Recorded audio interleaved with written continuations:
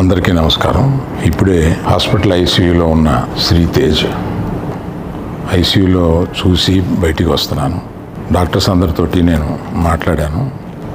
అబ్బాయి రోజు రోజుకి రికవర్ అవుతున్నారు. లాస్ట్ 14 డేస్లోనూ పర్టికులర్ లాస్ట్ 10 డేస్లో రికవరీ కనపడుతుంది. బట్ చాలా టైం పట్టొచ్చు అని కూడా చెప్పారు. ఇలాగా ఆ అబ్బాయి కోలుకోవడానికి ఏమైనా చేయడానికి మేము సిద్ధంగా ఉన్నాము. అది కాకుండా ప్రభుత్వం కూడా వచ్చి మేము దీన్ని తీసుకుంటాము, ఈ అబ్బాయిని సంపూర్ణ ఆరోగ్యంతో చూడడానికి ప్రభుత్వం కూడా ముందు రావడం చాలా అభినందనీయం.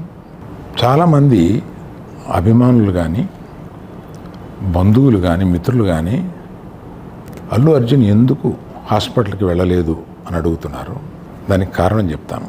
స్టాంపేడ్ జరిగిన రోజు మరుసటి రోజు మార్నింగే అల్లు అర్జున్ వద్దామని అనుకుంటే హాస్పిటల్ అధికారులు నిన్నే కదా జరిగింది, ఇవాళ ఈ హాస్పిటల్కి వచ్చి ఇక్కడ ఇంకొక ఇన్సిడెంట్ని ఎందుకు అవాయిడ్ చేయమని చెప్పి అడిగారు.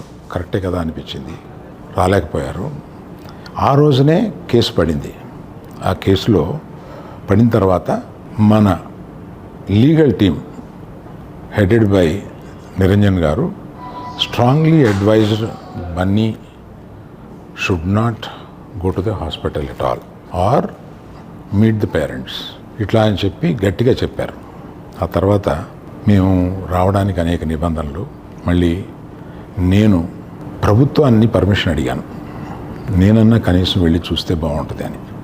ఎందుకంటే ఓ రోజు బన్నీ బాధపడుతూ నేను చూడలేకపోయాను, నువ్వన్నా వెళ్ళి చూసిరా డాడీ అని అడిగాడు. నేను ప్రభుత్వాన్ని అడిగితే వారు పర్మిషన్ ఇచ్చారు.